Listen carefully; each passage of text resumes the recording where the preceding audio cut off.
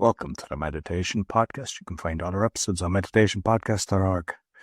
I have Emily Atlantis Wolf back because in December, we had a fantastic conversation and I went down a road I wasn't expecting. So I had still all of my notes and there was a load to discuss. Best-selling author, I'm not sure, is it 15 or 16 books, but incredible. You have Reiki and Breathwork, a master. There's so many things you're doing. So please welcome back to the show.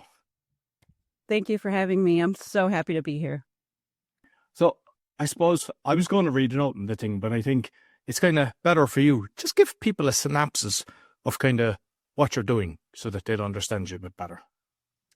So I am an intuition teacher, and what I do is I help people dream bigger dreams, because getting people to their dream is easy. The hard part is at the beginning, getting people to know what they want. And to know what you want, you have to know yourself. That's at Nothicetum, like the Temple of Apollo, know thyself. Because when you know yourself, no one can tell you who you are. No one can upset you. No one can rock your boat. No one can take away your inner peace.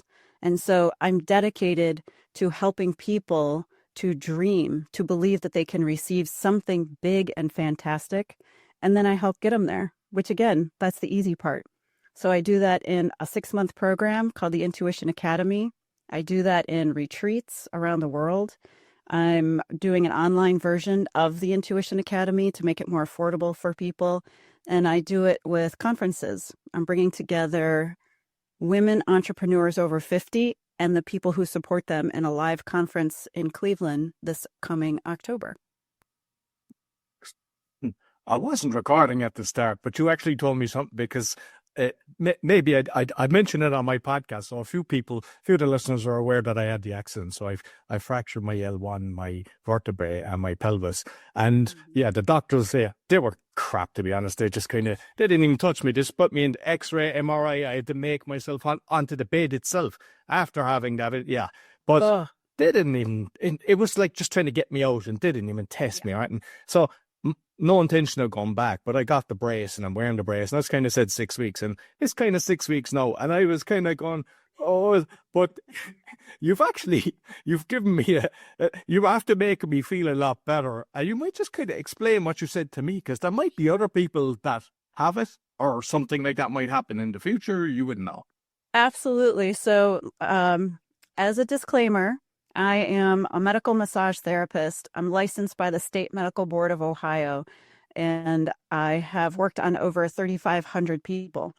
So in addition to being a civil engineer and an English major, an environmental engineer, a master breathwork facilitator, an ordained shamanic minister, an Usui Reiki master, and a kinesiotape practitioner, and a 15 Amazon #1 bestselling author, I also can within a scope of practice. So I want that little disclaimer that what I'm talking about is because I'm licensed by the medical board, not because I have an opinion. So it's important for people to understand that out of all the vertebrae that you have these tiny ones in your neck, and they're about the size, when you say okay, they're about that big. When you get down to your lumbar, they're massive. We call the 5 lumbar vertebrae your linebackers, because they hold the weight of your body. Every time you pick up your right leg, your vertebrae will hold your trunk so that it can come down and the other leg can come up. It's right where your torso twists into your legs. So they're very important. Now, your body prioritizes where the blood goes. You have about 5 liters of blood pumping out of your heart. Only 3 liters comes back in the veins, the blue guys that you can see. Arteries are close to the bone. The blue guys are the veins bringing it back to the heart. They're right under the skin. They are only coming back in 3 liters. So there's 2 liters stuck, interstitial fluid, and it depends on you bending. Well, you can't bend a whole lot in between your vertebrae. There's not a lot of circulation, and your body will prioritize the circulation first to your brain. How do I stay safe? Think about primordial biology. I have to keep this body alive. 1, brain. What are we going to do? Analyze. Number 2, we're going to run. So all the exoskeletal muscles, all the muscles that make your bones move, that's where the next amount of blood goes. And it goes down to organs, and then it goes to your thymus right here. This is where your white blood cells are made. You have 7 white blood cells, and they are slicing, dicing, and eating virus and bacteria in your body 24/7. Your body has 7 white warriors that are keeping you safe. But that also means there's not a lot of blood left for the connective tissue. So where your vertebrae come together, there's a lot of connective tissue, and it's like a strap. It's just meant to stay there. When that gets out of whack, it can be moved back into place, but because there's not a lot of blood going there, there's not a lot of ability to bring out the diseased cells, the ones that got broken, and replace them with new cells. For example, your bones, when you have a bone bruise, your bones take 7 years to rebuild. That's where all the minerals go. So after 7 years, you have new bone. But it takes 4 to 6 months to get the blood into the connective tissue between something as big as your vertebrae. So it's completely normal for it to take 4 to 6 months for a normal, healthy, active, well-adjusted, eating well, somebody who's taking care of their body, 4 to 6 months to be pain-free. That's normal. And what you said is what everybody does. They rest, they take care of themselves, they hydrate, they'll eat good food, which means no flour, no sugar, bring that down, lighten the load on your body. And then they say, oh, that's good enough, and they overdo it. They pick up something, they will push their body too far. Again, that is not unusual, that's very normal. I see that all the time. But then it takes you back. And so the key is to know yourself, back to that nothi situm. Am I pain-free? No. Then I'm going to wait. I'm going to do what my body's telling me to do. Please hold. Your body's basically saying, please hold. I'm repairing the most important tissue in your body that helps you move your whole torso pain-free. But I need a little extra time. And so you have to give it the extra time to heal. And most importantly, you have to picture yourself doing something that you love without pain. If you love gardening, if you love taking long walks, while you're healing, you keep that in your mind and you say, I'm so happy and grateful to be walking in the sun on this beautiful day. Your body will react to that. It will imprint that message of health, and you will actually repair your cells faster. And that's what Dr. Joe Dispenza talks about. That's what the biology of belief, Dr. Bruce Lipton talks about. Your cells are listening to you. So if you say, I can't believe I'm still sick. I can't believe it. Well, you just imprinted I'm still sick onto every tissue in your body. You have to imprint what you want. I'm so happy to be swimming in the ocean. I'm so happy to be having a cup of coffee, looking outside. It's important to make that choice, to imprint that wish onto your cells so they can give it to you. Yeah, I should record a positive one for myself and put it on repeat.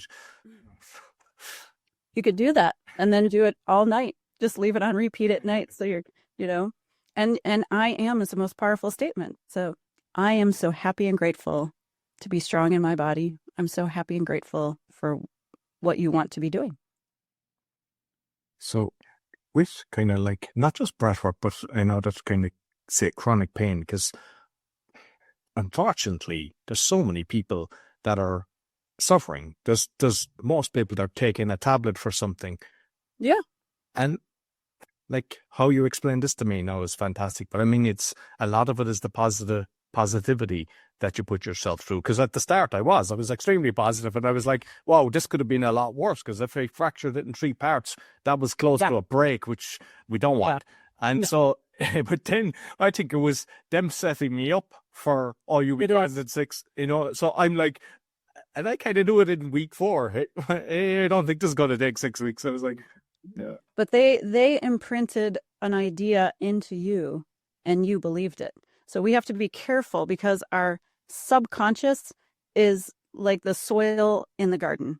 It's going to grow anything that we plant. So, for example, there's a tradition in Japan. If you're diagnosed, let's say that your grandmother is diagnosed with terminal cancer, they tell the family, but they don't tell the patient because the patient is more likely to live a longer life if they don't know. If you say you have 6 months to live, they'll be dead in 3 months because they've given up. So it's important to understand that analysis that we do is the line between the conscious mind, what we're taking in, and the subconscious mind that has no ability to do anything but accept what we said. And you could do that for your business. So if people say, I can't believe your program is $10,000. My 6-month program is $10,000. I can't believe that you're running this program when the economy is so bad. My first reaction is not for me. You don't let anybody tell you who you are, what your personal economy is, and what you're capable of. There's an infinite power flowing to you. You're a human being. Infinite power is flowing to you. And it's like sand. What are you going to build with it? Are you going to build a black castle? Are you going to build a white castle?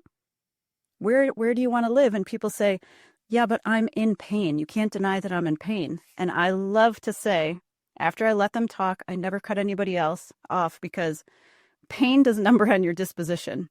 You need to be witnessed. You need to let people express their pain, which I do. But then I say, what else is true? So if you fell and you were in pain and you told me about it, I would make sure that the same amount of time that you told me about what happened to you, we talked about how I'm so happy and grateful that I survived. I'm so happy and grateful that I only had this injury. I'm so happy and grateful I could stand up afterwards. You want to balance. You want to find that balance and live in that balance. So you always ask yourself, what else is true? Because I'm not talking about the airy-fairy, there's nothing bad that happens to me. No, life happens to all of us. I've had incredibly challenging times in my life. But like the bubbles in champagne, I always rise through what is happening to me because I keep thinking, what else is true? Well, I still have a business I can fall back on. I still have my massage license. I still have 2 healthy children. I still have my health. I still got out of bed this morning. There's always a balance. And your focus determines your reality. So if you want to focus on, I feel better than I did this morning, your body will respond and a cascading bath of love goes to your whole body. And that's how you shift. We always talk about the shift and the transformation. You shift by speaking your reality. And it's good to start with your own body because that's just about the only thing you can control. And self-control is what we're really talking about. When you're devoted to what does my body need? What am I going to do today with it? This is it. This is a great place to start. So start with yourself. And, you kind of touched on terminal cancer because I know some people, when they're extremely old, it's a difficult situation.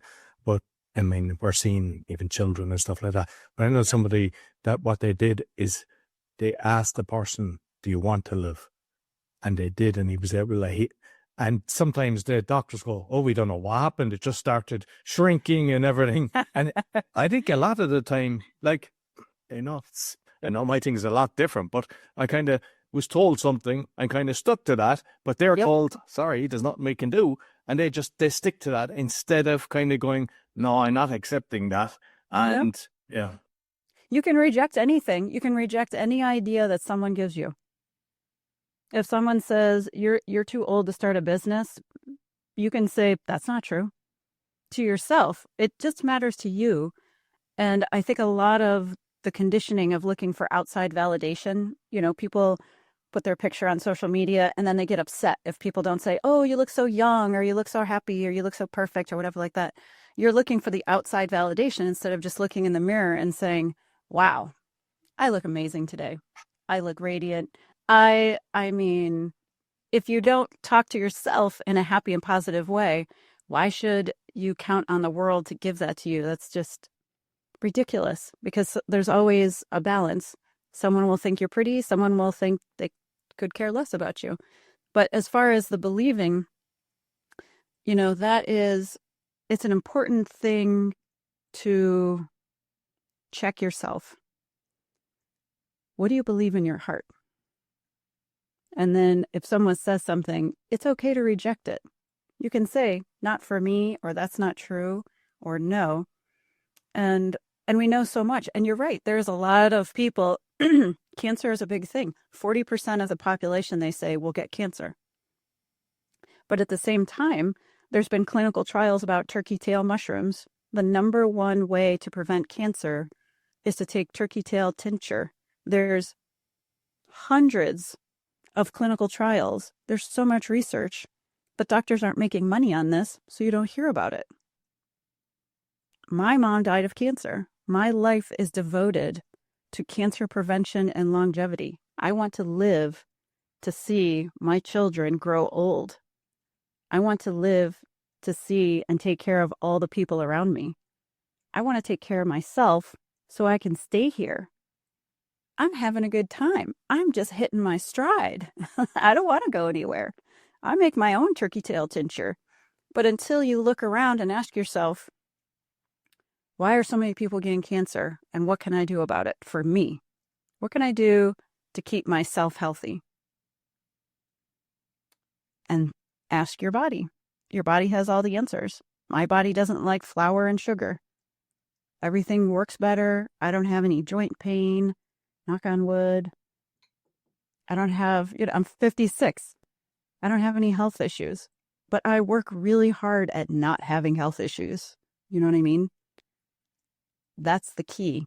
Are you willing to put in the work to be healthy? Most people spend more money on clothes, on their car, on their house, instead of figuring out what their body needs to stay healthy. And at the end of the day, all those things, everything you see around you is going to last longer than you. We're the ones that are dying. Everything you can see right now when you look around the room will be here after you die. So why accumulate more? Why not just find a way to enjoy the experience of living as long as you can? The thing is, unfortunately, when someone passes, most of the stuff goes into a skip. People have no interest in it. Something that's precious to you, others is like, yeah, that's not of interest to me. So that's something I'm trying to do, working on. Even with my books, I started organizing all of my books, and I've a box at the door for anyone that wants to take books that I know I'll never read again. Whereas before I was like, I never want to get rid of a book, but I know I'd read this book a few times because I get something out of it.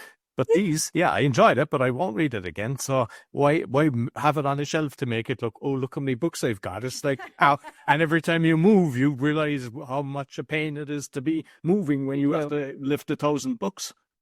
And this is such a great time for it. Right now, we are right at the end of the year of the snake, and we're moving into the year of the fire horse. And so the snake medicine is all about shed and ascend. So you shed your skin, you shed the physical things that are keeping you down.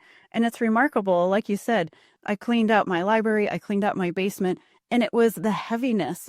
I took 8 bags out of my basement. I didn't think that there was. It was only like 3 or 4 bins. It's crazy how heavy the things are that we carry throughout our life.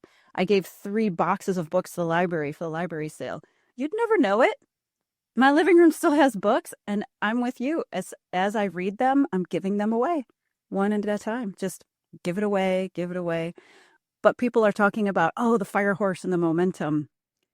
Excuse me, but the fire horse is not going to pick you up if you have 800 pounds of excess baggage weighing you down.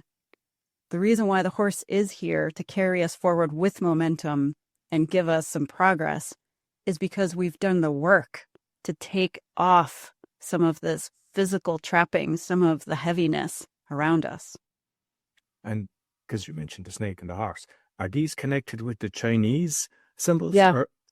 And because like I'm 72, so the rat is the one that I am. But so it's because you mentioned that it's kind of whatever symbol it's in is connected with everybody within now. Because Yeah. not just the year that you are that it. Yes. No. If it was the year you're born, so if you were born in the year of the horse, this will be even more potent for you. But what I think is interesting is February 17th is a Chinese New Year. So lots of cultures have different New Years. Like it's not the first of the year. Sometimes it's the solstice. Some like on the galactic calendar, the 13 moon calendar, it's July. It's the end of July. The day's out of time. So it's what you make of it. But it does make sense to have it more on the cycles of the moon. And it's about the new moon and the full moon and the cycles coming around. But it has nothing to do with the year you were born. We all have that year. This is for the whole planet. We're all in this momentum. We're about to take off. Things are about to go and expand at a rapid rate starting next Tuesday. And you'll make more progress if you've already done that work. Otherwise, there's a Native American saying that says, let go or be dragged. You're going to feel dragged if you're a person who hasn't done their work, their inner work, if you're still angry at old relationships, if you're holding a grudge, if your heart is heavy, if you can't see the light, if you can't see anything positive, you're going to have a rough day of it. I've seen videos before and just trying to find it there. You were drumming and whistling, but there's also talking like about owls and things like that. So there's a few things that you're kind of in touch with nature. So you might touch on that because I was watching a few things and I just kind of go, that's interesting. Like, it's like just everything that you're touching is like, ooh, I like that. So yeah, if we touch on the drumming and the whistling maybe first. Sure. So I'm also a shaman. So I carry the lineage of the Seneca Wolf clan. That's the nation, the Native American nation in New York, in Western New York. And out of the approximately 500 nations, they were the only ones who never gave up their ancestral land to the European settlers. So there's still big pieces of land in New York State that belong to the Seneca. There's 3 big pieces, and they never gave them up. So they're still being taken care of. They're still on their land. My teacher comes through that lineage with grandmother Twyla. So my connection is always to nature. How we are from nature. We are made of nature. We are everything. The air that we breathe once moved over the Himalayas. The water that we drink was in the ocean. The body that we're made out of are the minerals and the rocks on the earth that we walk on. So it makes sense to be connected to our nature. We are of nature, and we spend a lot of conditioning moving away from nature. We go into a house and we think, I live in a house. No, you live like the other animals with squirrels and eagles and foxes and things all around you. And it's good to connect because your personality and your being is a natural being. If we took you out of your house and had you go camping, had you go outside, had you walk on a path, I walk every morning. When COVID hit, I was not allowed to work. I was ordered not to work because of the order at COVID. And I became depressed because I had to stay in the house. So I started to go for a walk. And the day I started to go for a walk for an hour from my house, down the street, through the suburb, to the trees, to the lake as close as I could, the park close to my house, I felt better. So I did it every day. And I am not depressed because I connect with nature every day. Every single one of us has animals that are trying to help us and communicate with us. I take people on a shamanic journey where I do drumming. So I have a big drum and I do drumming and I guide them through a meditation that takes them into their own experience. So if you can think about breathing in through your nose and out through your mouth, holotropic circular breathing, while I'm drumming, which is the heartbeat of the earth, to get you back to that heartbeat. And then whistling in the 4 directions. So the easiest way to call in the spirits are from the cardinal directions. The east, associated with the birth of the day and the birth of the new ideas. The south, when the sun is directly overhead, so that's associated with the maturity of things when you're in the middle of doing your project. Call in the spirits of the west, which is about the setting sun, end of the day, the end of your life, when you reflect on your journey and you see the lessons that you could have learned. And then the spirits of the north, which are the afterlife. So that's through the veils. And that's the pause between the cycle when you are spirit and you become a body again. So the north is where your ancestors are, where the angels, the spiritual beings are. So by whistling, we call to all the directions to come be with us, help us journey. And then we can connect to our power animals or spirit guides. So for example, in March, I'm doing 3 of those kinds of ceremonies in Cleveland, in Dayton, and in New York City, actually, in Stamford, Connecticut. So we're going to be using owl medicine. Owl is the animal that can't be detected. There's YouTube videos with scientists detecting how much they can hear different animals like pigeons and hawks and different birds. They cannot detect an owl. When an owl moves through the air, it cannot be detected by scientific equipment. And it's fascinating because the Native Americans associate owls with shaman. Shaman means one who sees in the dark. That means you see through the veils into the spirit world. Like the owl, they move in the darkness. They move into the shadow. They move into the things that you're afraid of. And they go with you. The shaman will walk with you into the things you're afraid of so that you can see them for what they are. They're just part of you, part of your power, your equal shadow and light. Both of them combine to create your power. And so with the owl, we are able to hunt those fears silently, to stalk those fears so that we can embrace our totality. You're not just light, airy, happy, airy, fairy, everything is okay, there is no bad in the world. No. You're alive because of your darkness. Your darkness is what keeps you alive. That's where your ego is. That's what allows you to say, I'm going to keep going. I'm going to make a better project. I'm going to do it better than the person next to me. There is power in the darkness. Without both pieces of you, you're only half a person. And so the owl, as you know, will consume an animal and then spit out the parts that they can't digest, and it becomes an owl pellet. And so we're going to take and consume our fears and spit out everything that we don't need anymore to get us ready for this new year, this year of the fire horse. And anyone can work with any animal. We all have guides that help us. So for me, when I do journeys, and I've done journeys for years and years and years, when I went to look for my power animals, they were on those 4 cardinal directions. So it was sea turtle, buffalo, wolf, and dragon. And those are the spiritual beings who help me when I'm wondering what I should do next. What path should I follow? What road should I walk down? And everyone has them.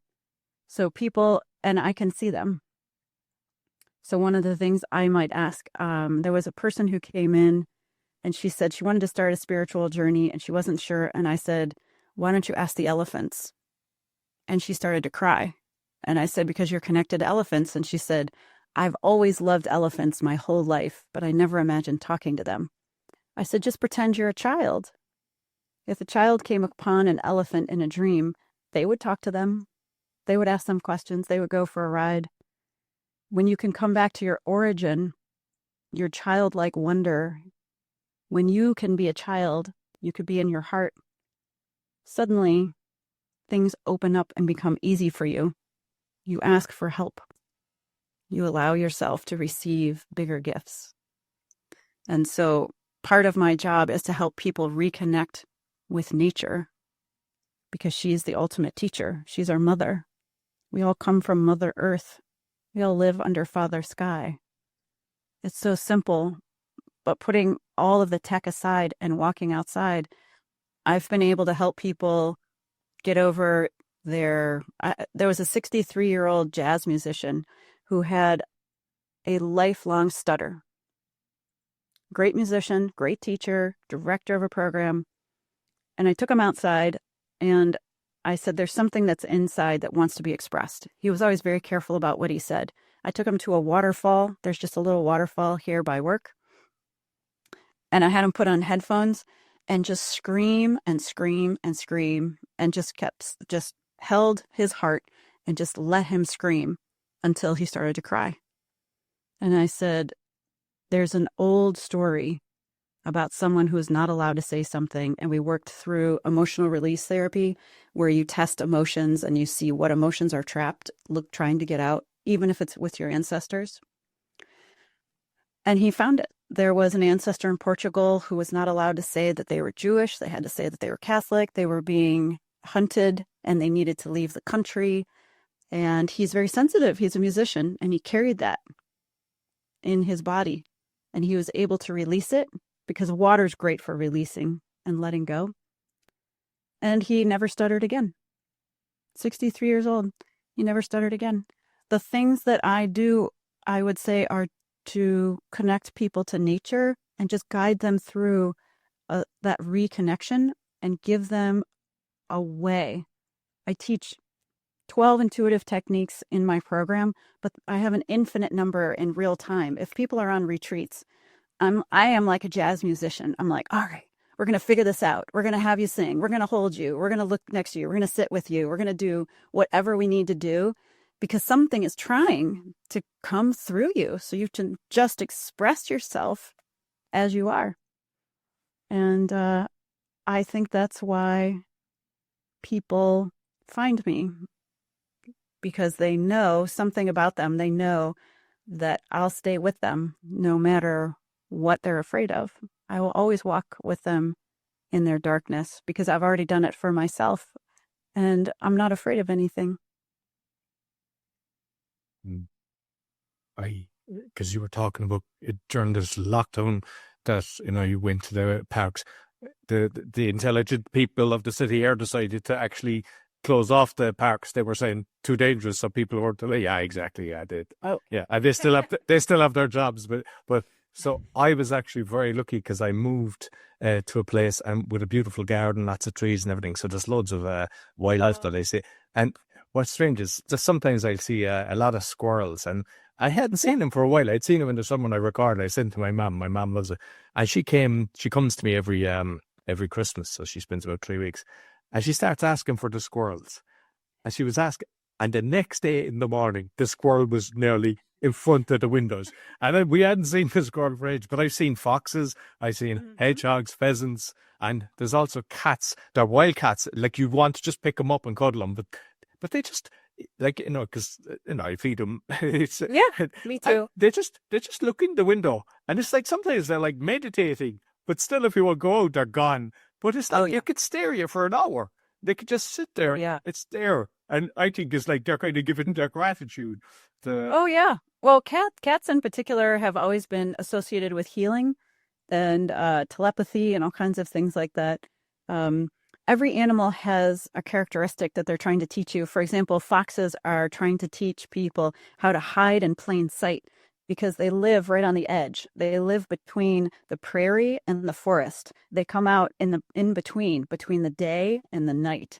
And so the cool thing about them is that that is their gift, is to be hiding. But they're right there. It's just that they have a way of being so still that people can't see them.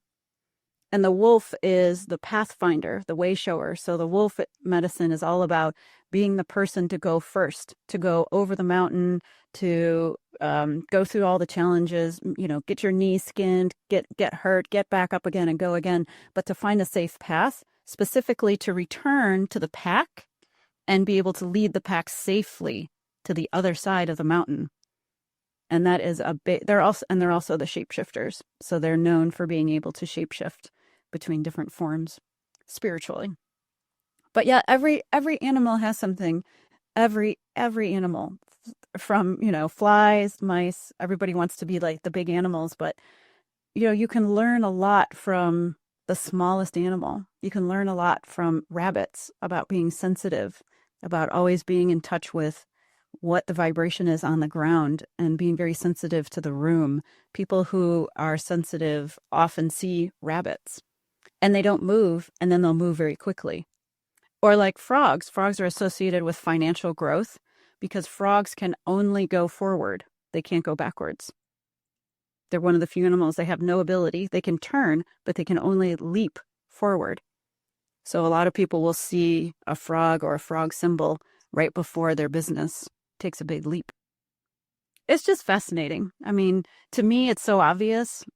To me, it's just in the same way that people will notice somebody has blue eyes. I'll notice, I'll go up to somebody in a spiritual gathering, not just at a cocktail party, and say, so how do you feel about crocodiles?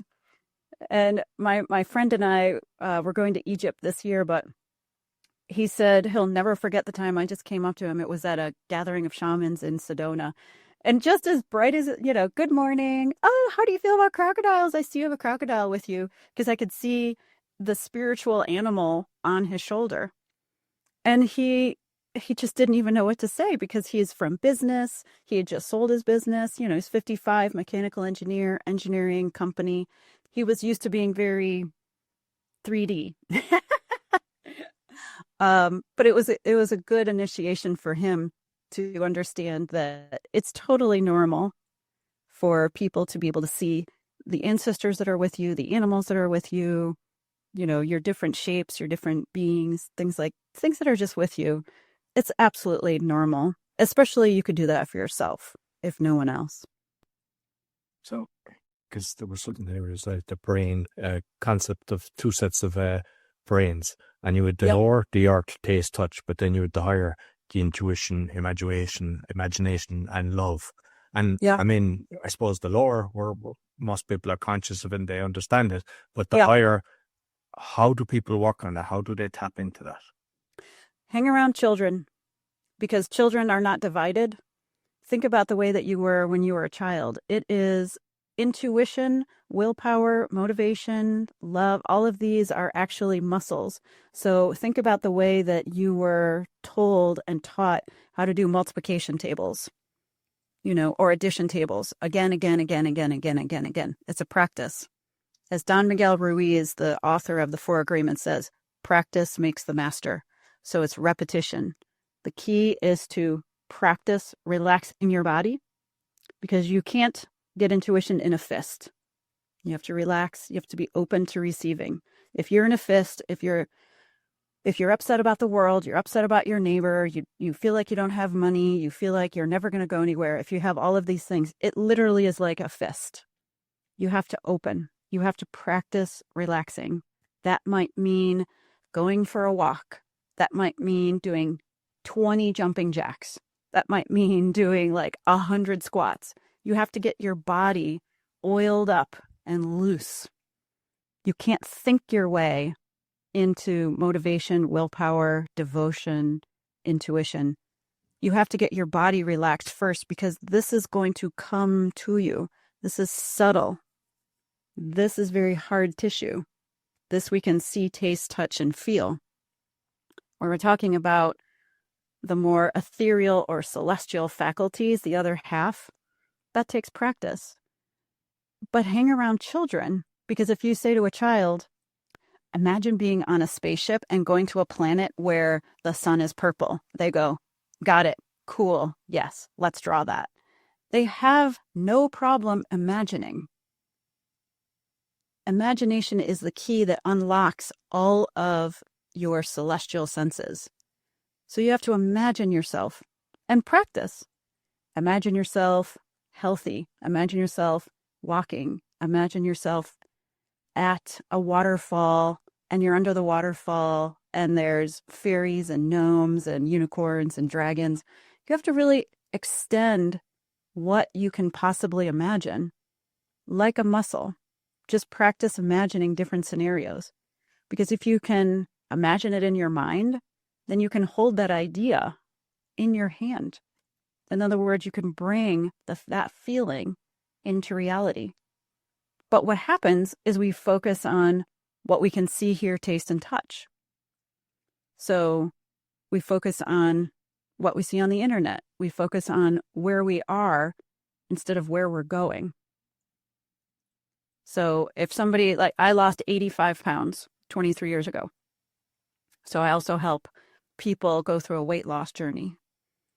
And that moment when I was in my kitchen, my son had just been born, and I thought, I'm just tired of being this big. And I had a nice healthy baby. I did not have an 85-pound baby. I had a nice 7.5-pound baby. But I ate for comfort because my dad was always hard on me and a narcissist and a rageaholic, and just I couldn't go to him for comfort. So I went to food for comfort. So I just ate to be comfortable because I'm sensitive. I'm a sensitive gal. But I got tired of it. I just decided in that moment, I want to feel good in my body. And the moment that feeling good was my priority, I just want to feel good in my body. I was willing to do anything else to make that happen. It was like I looked down and there was just a line, the way that the runners start a marathon, and then there's a line that says start. I could see it. I was like, this is where I start.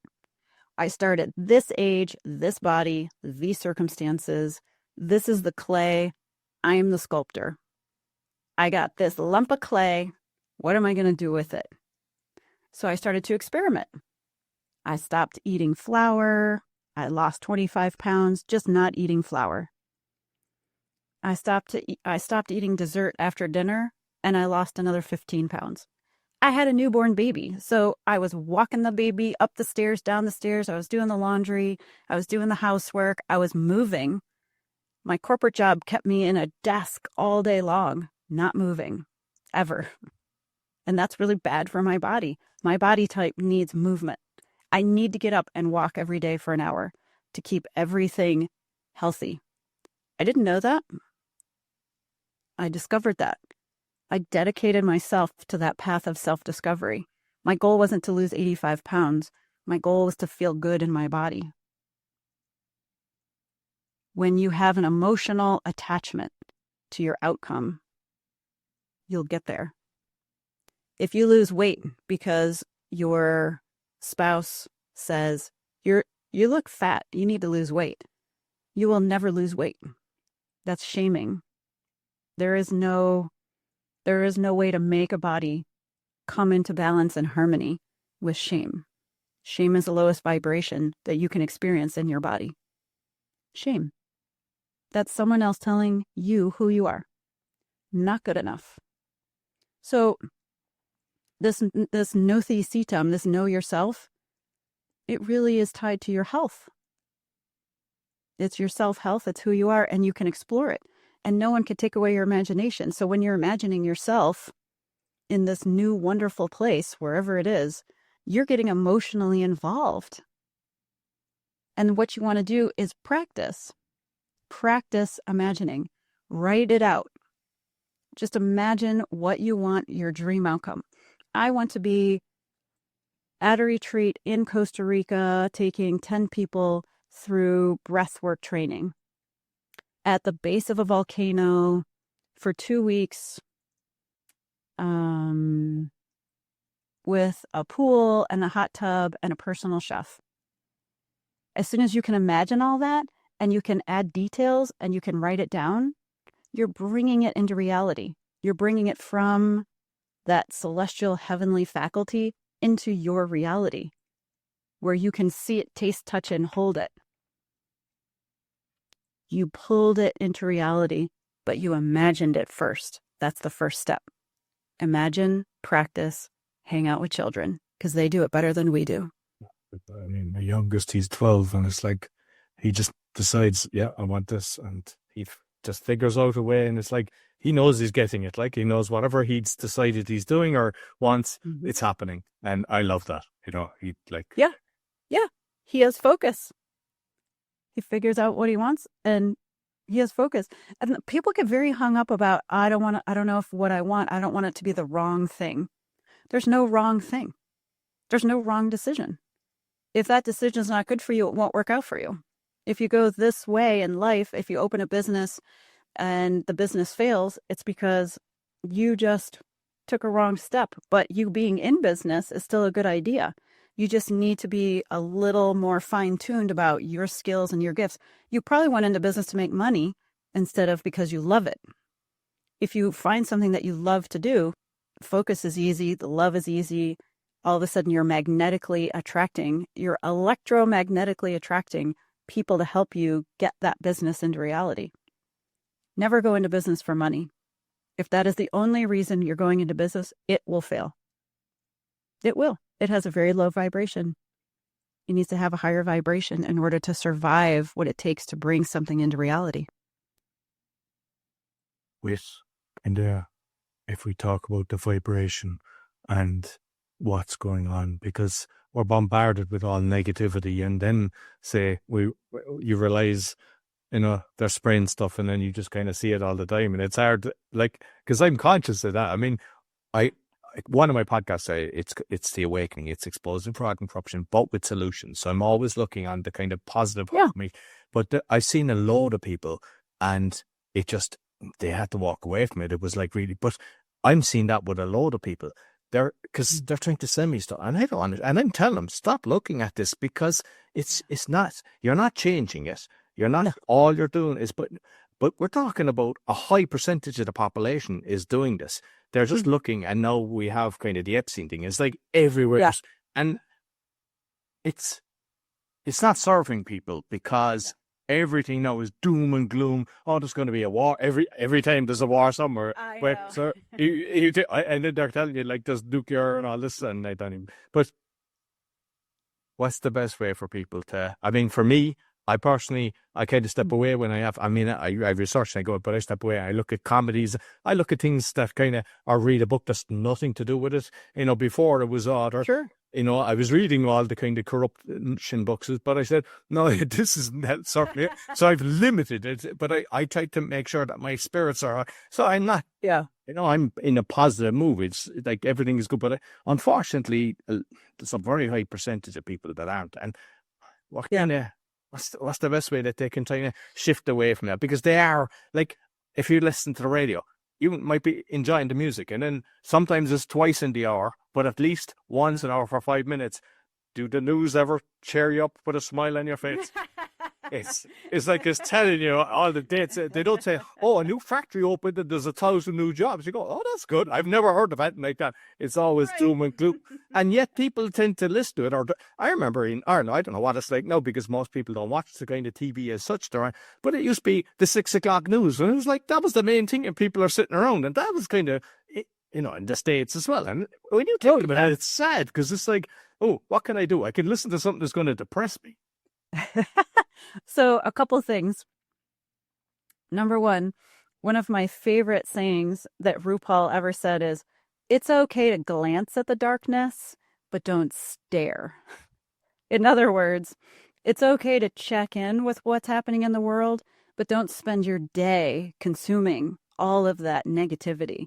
It's okay to understand the activities that are happening, but limit it. And especially don't do it in the morning, because that's your launching point. You're launching into the day. The worst thing you could do is look at the news first thing in the morning, because you're just fresh, you're just full, and you're draining your battery. You're immediately draining your energy. Wait until 5 or 6 o'clock, frankly, and say, for 15 minutes, I'm going to check in with the world.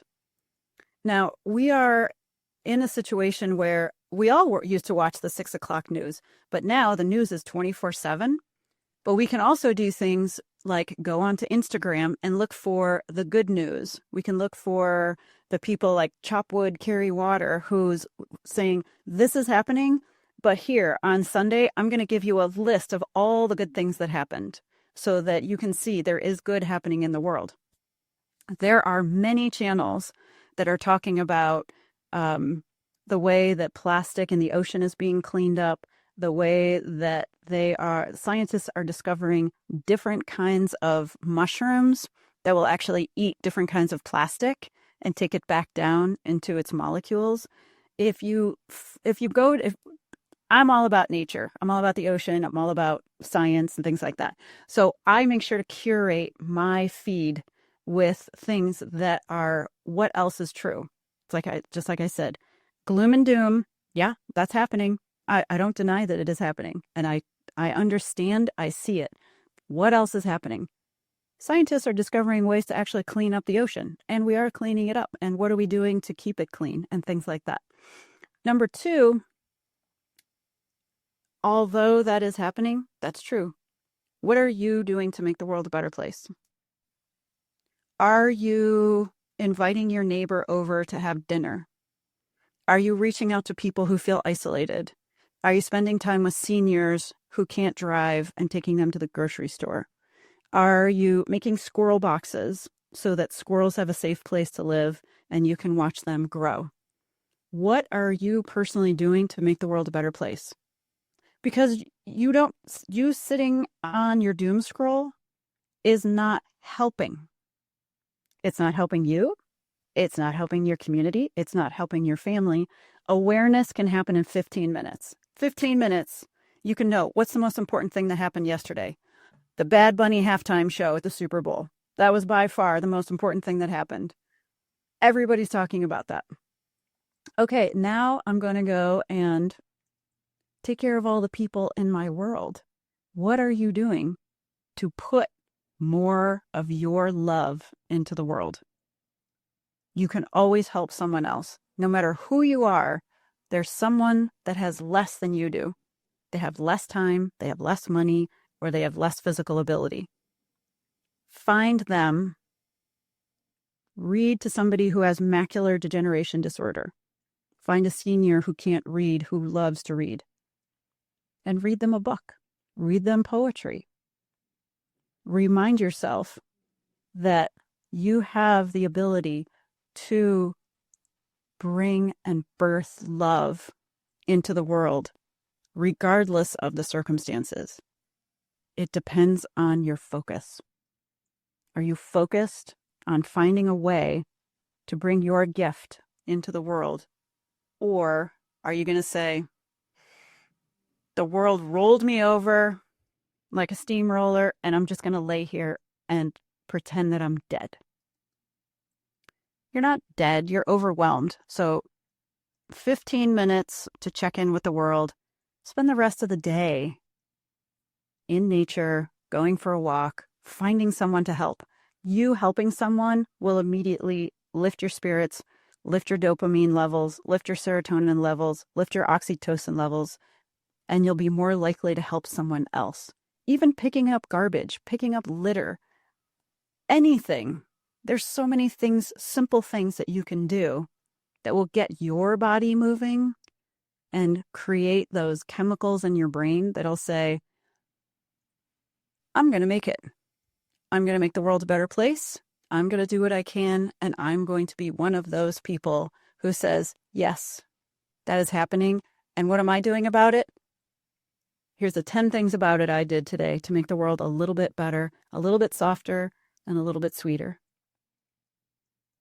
Beautiful. And I mean, it's the ripple effect. It's also your family. When you're doing that, your children are seeing it and they become it.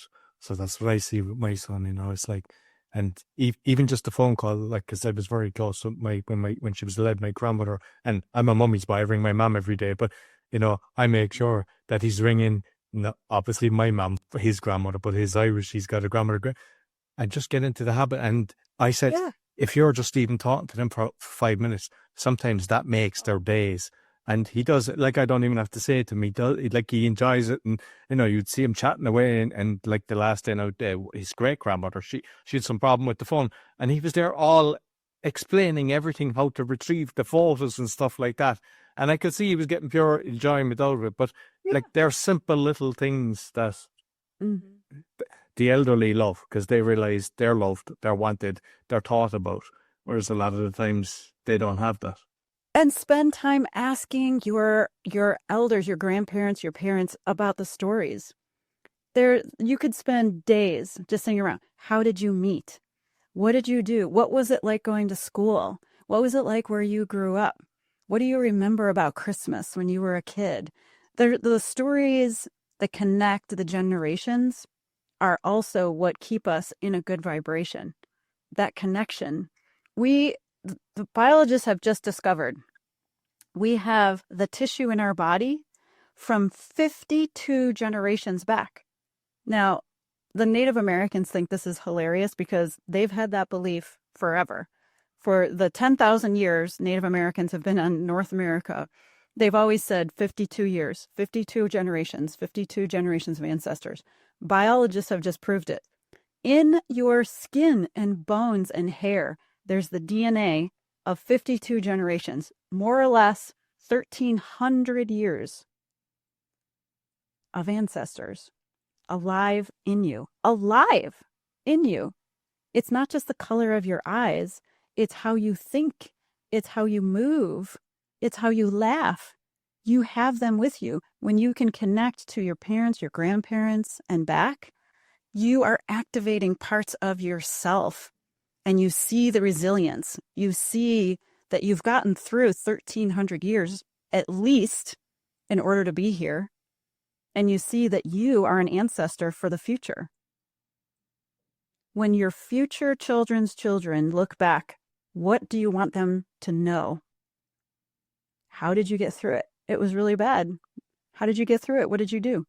I called your grandmother. I called your great-grandmother. I planted a garden. I went for a walk. I made sure to connect with trees. I made sure to be outside a lot, connect to the beach. I made food. Food is my love language. I made food every Friday, invited all my friends over. Whatever it is, you are a future ancestor. You're passing on your love, your knowledge, your experience, and it's going forward. So any of those connections that you can make will raise your vibration. I think it's lovely to actually know the family tree as well, because unfortunately, some people don't even know what their grandparents done, and that's it. I was lucky that my great-grandmother was alive till I was, I think, 11 when she passed, so I was very close to her. But my mother just sent me a couple of days ago the birth cert. She opened some case that was away for a while, and she was 1897, but on the birth cert is her parents. So now I go, ooh.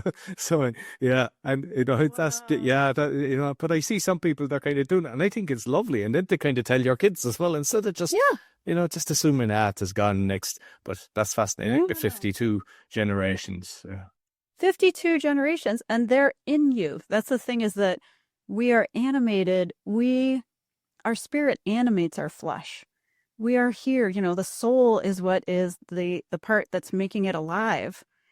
And so imagine, instead of doom scrolling, that you just put on music that you like meditation music, anything. It could be 432 hertz. It could be handpan. It could be anything. And all you did was let your breathing regulate itself, and you sat comfortably, and you just went into your heart. And you said, if there's any ancestors here that want to talk to me, I'm listening. And you just wait for them to come. And they will always come to you every single time. Every time I do this, or I do this for other people, someone shows up. Every time, because they are with you. They're with you and in you. And so it's just meditating in and saying, okay, 52 generations. Who's talking to me? What do I need help with? Who wants to come forward? And someone does. I'm not sure do you look at this, but with dreams, when you kind of dream of a certain person, because just when my mother was there, because there was one granduncle that she dreamt of every day, but I had dreamt of him as well, and I thought that was kind of strange. Like there was, that we both dreamt of the same person. And that was before I had heard about. I don't know, have dreams, or do you touch on dreams, or what connection dreams have? So dreams are unprocessed reality. So if there's Dr. Sigmund Freud talks about the things that are subconscious become conscious in dreams. In other words, that's the time that the tide is lifting inside, because you're not really focused on the outside world. And so it's a time when your subconscious can bring things. And that's where you get into that intuition and memory and imagination and things like that. It's the easiest time for your ancestors to come to you because you're not distracted. That's the easiest way to put it. Dreams are when you're tired. And when you're tired, you're more open. So you rest your body's dividing its cells. Your body is moving all the fluids and balancing out all the fluids in your system. But it's also a time when you're finally still and quiet because we're so busy. We're busy, busy, busy. And what we're talking about is very ethereal, very light, subtle energies. We're here in this dense reality. And in order for any kind of a spiritual experience or spiritual beings, that's very, very light. You could think of it as smoke. You can think of it as, something like a ray of light. That's what I'm talking about. It's ephemeral. And so it can only come to us when we are still and silent, which is in our dreams. And they're all true. And you are every person in your dream. So the part of you that connects to your uncle is the part of him that lives with you, that's in you. It was actually the one person, because my grandmother there was 6 of them there. He'd never had an argument with one of them or anybody. I never saw him angry or anything. I looked at him like a grandfather. He was, a you rarely see a person that doesn't argue with anybody. He's like never fought with his brothers or sisters. Never. Wow. That's deep. Exactly. Yeah. So that's really deep. I mean, that's almost like at a monk level. Wow. Yeah. So we always talk about him and how much we miss him and think about him, but it was like, It was just, he was come to our house twice a week. And, but even just talking to, my grandmother and everything like that, just, wouldn't that be? That's so interesting. Was there any significance to the date that you and your mom both had dreams about him? I must check that. Yeah. If he died? It could be. I'm not sure because I'd be able to check that. Yeah, that's interesting. It's just something I could check. Yeah, just out of curiosity. That's kind of a doorway that's open. I only ask because my grandmother passed away on January 15th, and I have her prayer card on a mirror in my room. And that was maybe 10 years ago, but it's been there the whole time.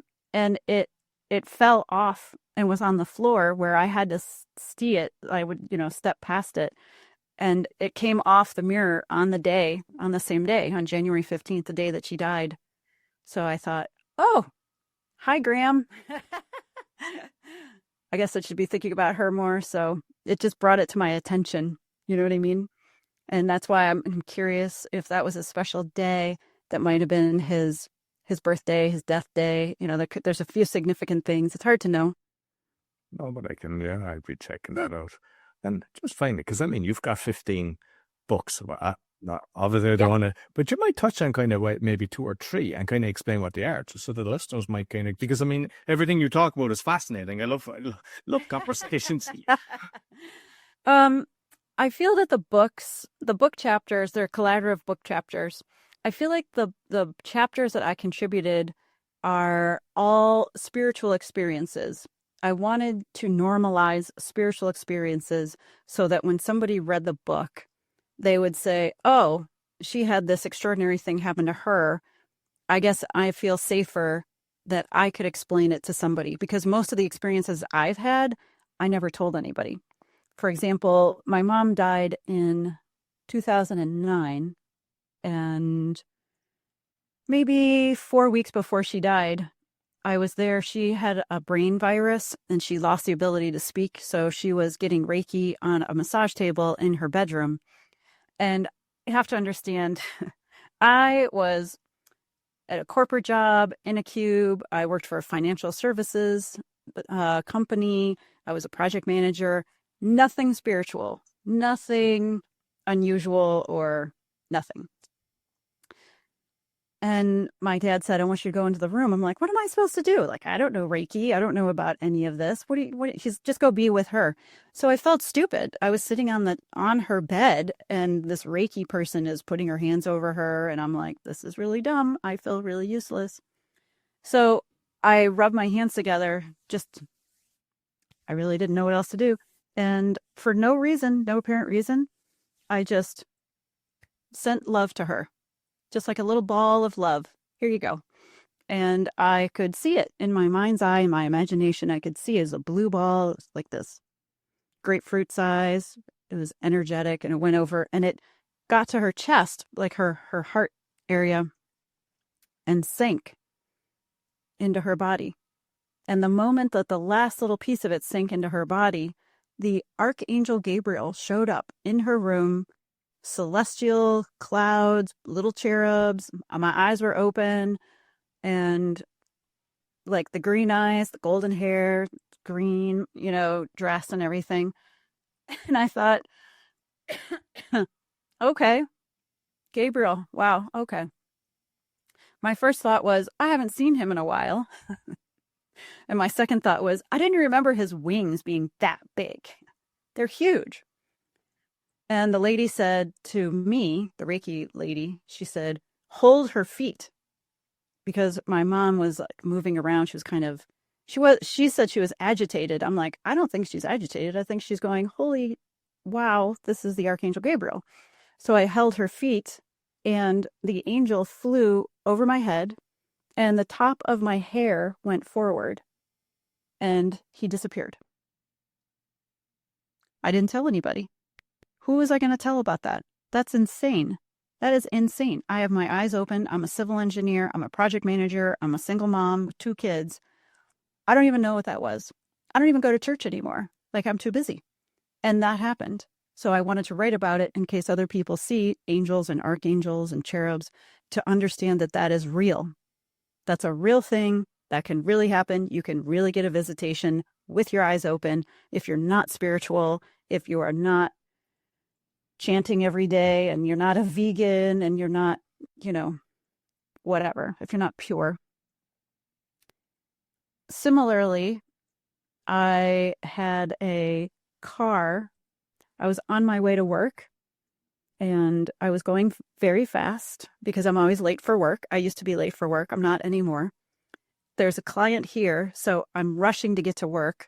I get to a stop sign where there's a crossroad. There's a stop sign, but they don't have a stop going this way. I have a stop sign to cross the road, and it's rush hour. So I'm like, go, go, go, go, go, roll through the stop, roll through that stop, roll through the other one. I get there and I look, and there's nobody here. There's one person on my right, but they're turning into a driveway. So I'm like, oh, they're turning into the driveway, so I can go. And I go. But they moved into the driveway faster than I expected, and a car came. It was a Nissan, because I remember the Nissan symbol on the front of the car. The car came, and it hit my car in the passenger side as I was crossing, and it hit that, broke that glass, sent me to the other side, and my head hit the window, and then it bounced back, and I said, oh no, I don't think I'm going to be late. I think I'm going to be hurt.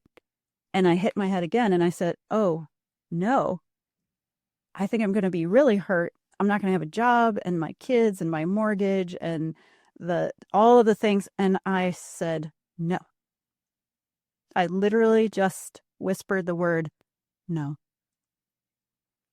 And I blinked, and I was on the other side of the road, and the Nissan had stopped. We both looked at each other. I was okay. My car was okay. Their car was okay.